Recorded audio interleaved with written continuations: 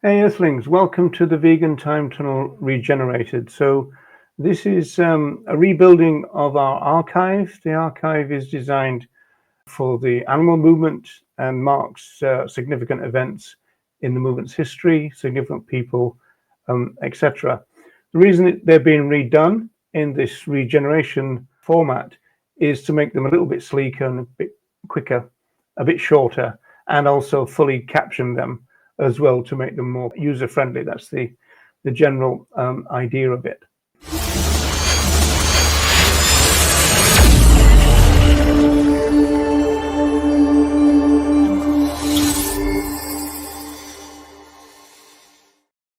Yes, indeed. The little brown dog. So we're into the area of vivisection. There's not a great deal of graphic content to put your mind at rest on that. The main topic is this little brown dog who ended up having two statues erected in his name. But I also want to dedicate this time tunnel regenerator to the millions of our fellow animals who don't get statues erected to them, and they're unknown, unnamed, the millions of mice and rats in particular. The brown dog affair is chock full of politics, not about the fate of the little brown dog, but more to do with the political side of it, as I said, what was going on politically and socially. Also, the plans for the statues themselves involved quite a fight, as we'll see. The vivisection community saw the brown dog as a slur on its scientific credentials. The vivisectors did break the law back then. It wasn't a great law, but they did break it nonetheless, in the sense of using our fellow animals more than once. In fact, some vivisectors would make a virtue of that, saying that if they used the same individual multiple times, then that meant that fresh animals were not needed, as it were. So in terms of resources, there's a couple of eyewitness accounts, not least this one here, in the yellow, by Edward Ford. The Brown Dog Affair by Peter Mason is quite a comprehensive kind of account. And also this Victims of Science by Richard Ryder. Richard Ryder is the person famously who coined the word speciesism. Also this from Carol Lansbury. And you notice there that this one is called The Old Brown Dog. So there is sometimes a dispute about the title. So let's go back to the beginning then. The time scale for this time tunnel is lengthy, goes from 1899 through to the 2000s. But the two central human figures are Louise or Lizzie Lind af Haggerby and also Licia Sartu. So apologies if anybody knows that I've done wrong in terms of those. They met in 1899, and a year later they visited Paris. They were both interested in science, and they visited the Pasteur Institute. What they witnessed there, they said, was horrific, and they, as it were, on the spot, became lifelong anti-vivisectionists. They wanted to oppose vivisection on scientific grounds, and so we'll talk more about that in a while. To that end, in 1902, they became students at the London School of Medicine for Women, which is now called the Royal Free. This institute carried out no animal experiments itself, but the students could go elsewhere to see medical demonstrations. And in fact, within a year, they'd seen about 50 of those involving our fellow animals. And they quit their course in 1903, and they wrote up their account of what they'd seen. And they immediately took the finished manuscript to the NAS, the National Anti-Vivisection Society, which was under the leadership at the time of Stephen Coleridge. Coleridge was intrigued by these accounts, and in particular, The Swedish pair's description of an experiment on a dog, which took place in February 1903. The details of his terrible ordeal, I'm not going to give them essentially, but the fact that this poor individual was vivisected on more than once is important in terms of the trials that came into being. Coleridge reckoned that at least 2 infringements had taken place of the 1876 Cruelty to Animals Act. It wasn't a particularly, in fact, the act was often said that it would protect the vivisectors more than the vivisected. But that was the legislation that people were using at the time. Now, these were 2 of the vivisectors, the main vivisectors, Dr. William Bayliss and Professor Ernest Starling of University College, London. Starling is thought to be the first person to perform experiments on the brown dog. When these 2 individuals had finished with the dog, and their use was months apart, they handed him over to a 3rd vivisector who removed body parts and then killed him. By the time the manuscript came into the hands of the Navs, it was too late to prosecute the vivisectors for what they'd done directly, and so Coleridge decided to kind of out them in a public meeting. This public meeting really was the Navs AGM, and there was between 2,000 and 3,000 people in attendance. The anti-vivisection events in those days were really fairly big, and brought in lots of support, as it were. Coleridge knew that naming Bayliss was almost guaranteed to result in a court case, and that's what he wanted. The Daily News ran the story, and other national and regional papers picked the story up within 3 days. The Navs AGM speech even resulted in questions being asked in the House of Commons, the Parliament in England. And so, sure enough, a writ for libel and slander was issued against Coleridge on the 12th of May, 1903. So the court case, Bayliss versus Coleridge, began on the 11th of November, 1903. This was World Vegan Month. Of course, they didn't know it at the time. The Vegan Society didn't exist. The Vegan Social Movement didn't exist. And of course, World Vegan Month didn't exist either. Now, the public gallery for this trial, it lasted for 4 days, was packed. There was long queues for it day by day. Often, the main people in the gallery were medical students. The judge, Lord Chief Justice Lord Alveston, he reacted angrily when his proceedings were being disrupted by the medical students.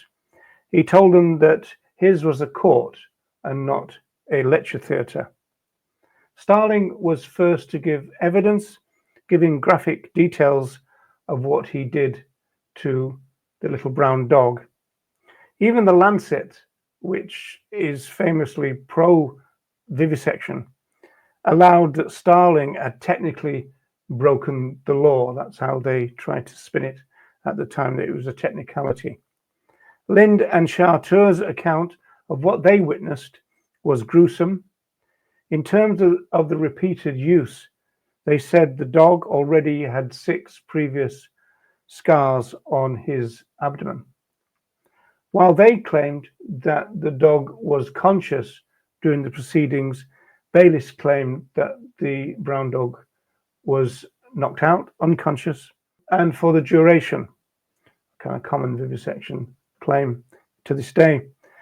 In fact, he complained that sometimes they were put out too cold by the anaesthetic, and that means that interfered with his findings, and often meant that his findings were a failure because the dog, as it were, was too asleep, if that makes sense.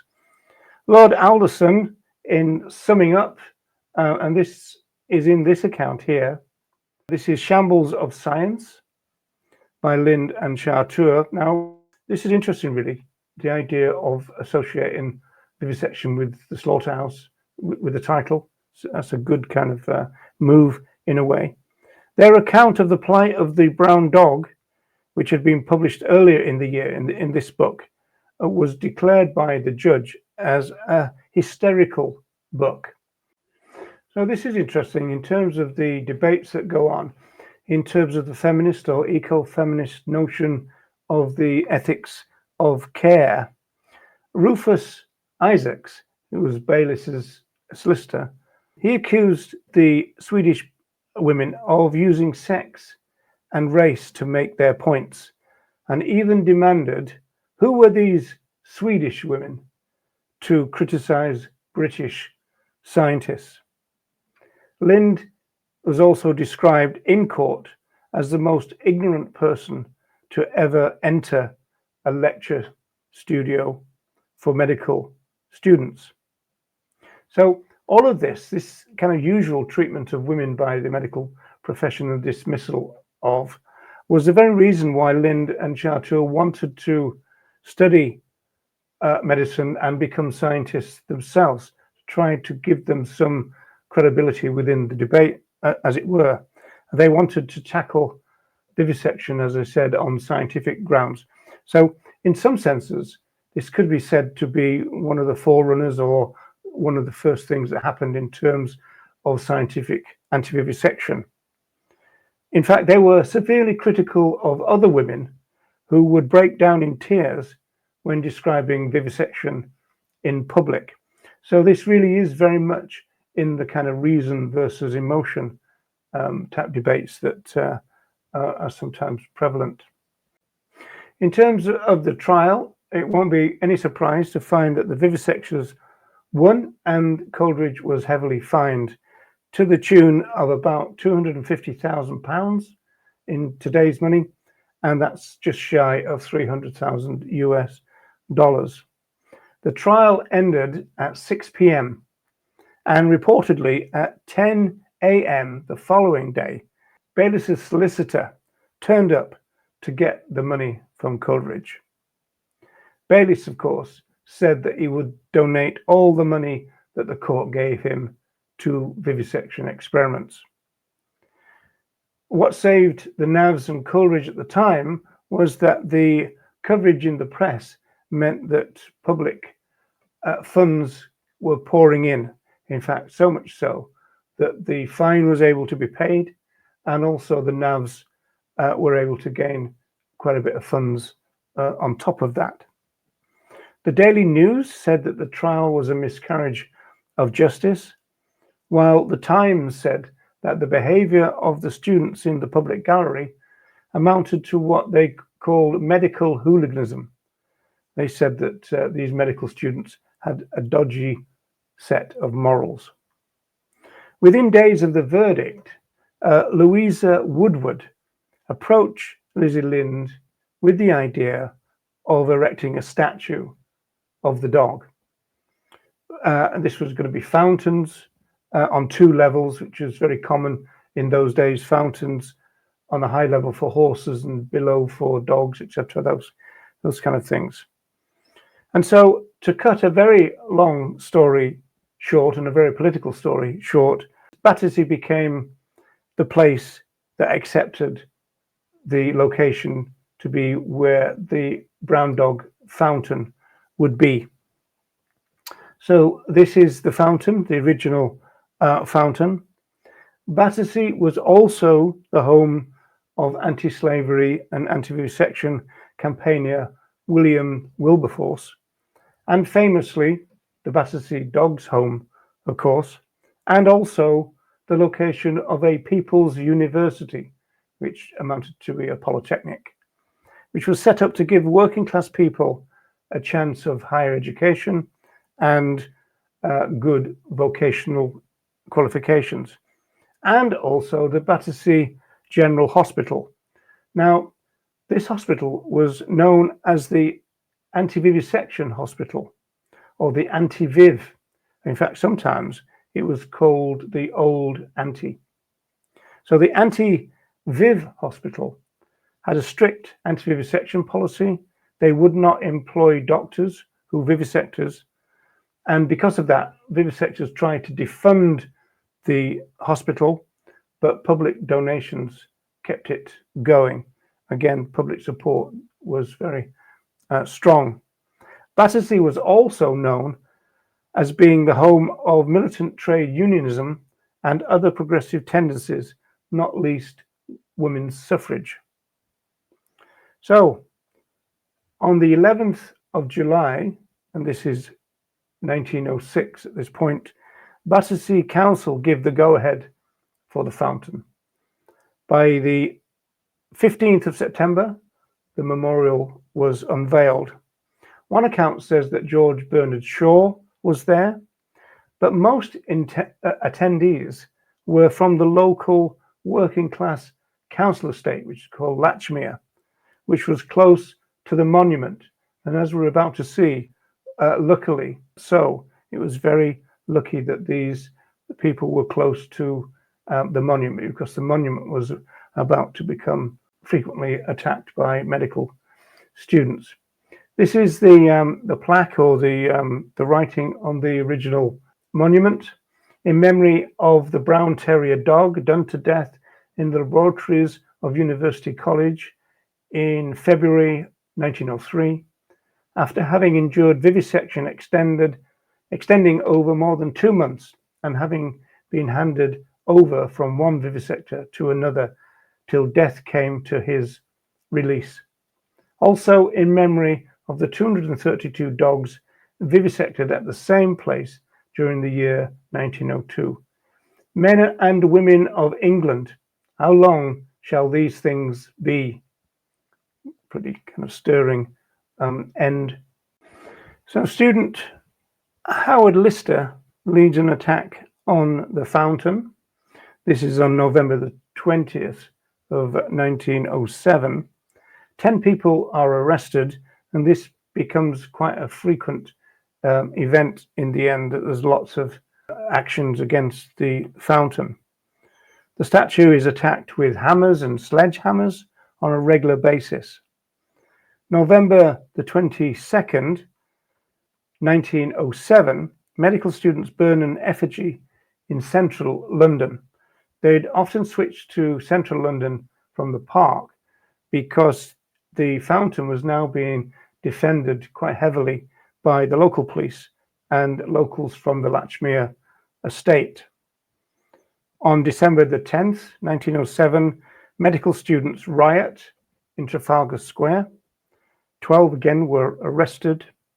Edward Fox says that he got caught up in the riot, almost carried along the street by the mob. He wrote down the students' war song, which he said was sung to the tune of the Little Brown Jug. Now, I'm not going to try to do that by any means. I won't want to spoil your evening or day or whenever, but I will go through this second part of this, which is really kind of interesting, because he said that he finally gets free of the mob and sees that a London police officer was explaining what was going on, presumably to members of the public. This is a bit Dick Van Dyke, where it's quite really interesting in this account. It's only them brown doggers, sir. They're riled up because their professor did something to a dog what's called vivispection. And the ladies, they stuck up a monument to the dog in Battersea. And they say it was tortured. It, of course, was standard in those days. And that the professor, he broke the law. But them young gentlemen say it's a shame, and now the fat's in the fire, sir. And what do you think will happen? Will the ladies or the students get the best of it? Well, sir, I'm thinking the ladies will, for that vivispection seems to me an ugly business. And if the young gents smash up the dog, as they are trying, I reckon the ladies will pretty soon stick it up again. So as I said, it's a little bit Dick Van Dyke, but it's quite an interesting kind of almost like first-hand account of what was going on. Moving to December the 11th, 1907, Anti-vivisection meeting in Acton, London, in the Central Hall. That was disrupted by medical students, this time with firecrackers, rattles and trumpets. At this point, there was a whole series of public meetings going on. Many of them were disrupted by the students. Sometimes, as well as the police, more than 300 stewards were employed just to keep order. And on top of that, often a contingent of what was described as working men were seen going to the meeting. So these will be the people, presumably from Latchmere and other places. And many of those were there to defend the meeting against the students. Reports say that these men swiftly and violently dealt with any disruptive students.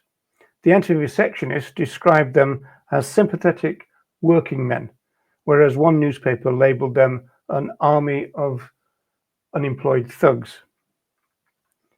By the time we get to January 8th, 1908, concerns were being raised in Battersea Council about the costs, the policing costs, to protect the fountain, and possibly even the reputational cost of having all these near riots going on a pretty regular basis around their location.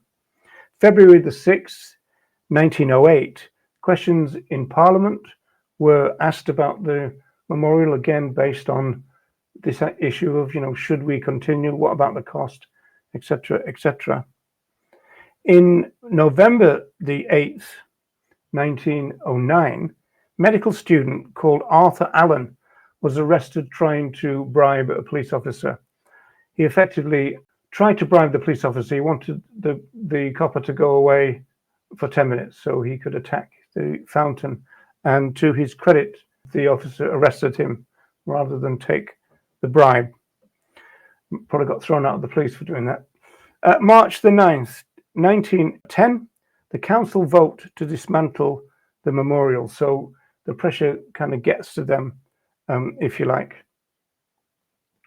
When we get to March the 10th, 1910, council workers take down the fountain and the police watch on to protect them, I suppose, as much as anything else. And then the anti-vivisectionists again mobilize to try to bring the fountain back. This is March the 18th, 1910. A protest in Trafalgar Square aimed to bring the fountain back. This is where it gets very kind of prolonged and takes a long time for anything to happen, essentially. For example, the next real event is in January the 29th, 1911, when Louisa Woodward attempts to get the courts to demand that the fountain is reinstated. And so they were trying to get the court to demand that the council reinstate the fountain, but the appeal, as it were, was unsuccessful. And then after that case, it's said that the fountain was destroyed a few days later. Presumably that would seem to be the end of the matter in that case.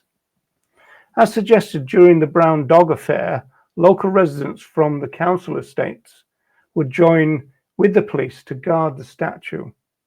When medical students attacked, they would pelt them with mud and stones and engaged in what was then called fisticuffs. When one medical student was injured, other students attempted to take him to the anti-viv hospital, but locals barred the doorway and prevented entry. Okay, we're really going to switch kind of tack now, move to the 1980s and my own small part in this story. I was on the committee of the BWV, which stands for the British Union for the Abolition of Vivisection. It's now called Cruelty Free International, I believe. So in the 80s, it was about 82 when I was involved, a new statue was proposed, and there was lots and lots of prolonged and rather boring meetings about it.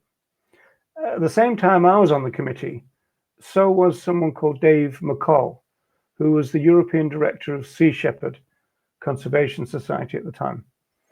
Now Dave was a very straightforward Scottish guy, and he was getting rather peed off with these prolonged meetings about the statue. He famously said once, because there was a big argument about the pose of the dog, and he said he didn't care if the dog was standing, sitting, having a poo or what. Just let's get this job done, as it were. Within 3 years, and we're talking about December the 12th, 85 now. So this is the new statue, a lot smaller, and as we see, there's an issue about the location.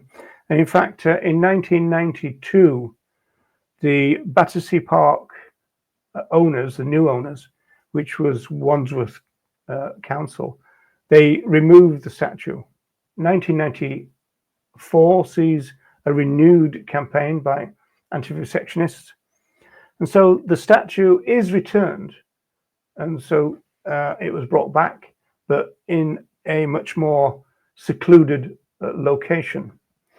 Now, with the aid of an internet map, I should be able to show you this, in fact. Okay, remove that and put that up. Okay, so I'll go full screen here. This is Battersea Park, and you will see as we zoom in, the brown dog statue is right there. So it's in the English or near to the English garden. So let's see if we can zoom in. Okay, so I'm going to put our little man down on the road, as it were. Whoa, come back, come back, come back. There. Okay. This is essentially where the statue is, but it's pretty well hidden, as you can imagine. And so, you see those little laneways? There's a couple of those leading to a connecting pathway, and that is where the statue is. And so all the people traveling on this road will likely never even encounter the statue. So we can see it more here. If you zoom out, in fact, I think we can see it more clearly, that the statue is kind of hidden away, really. And in fact, one thing that Dave McCall complained about really was the fact that because he was an activist in Sea Shepherd, he objected to the amount of money being spent on a statue which wouldn't have been seen much by the public. And that was when it was first located. When it was relocated to here, then his point was reinforced even more, really. Okay, let's switch back to our PowerPoint. According to Wikipedia, the new statue was criticized in 2003.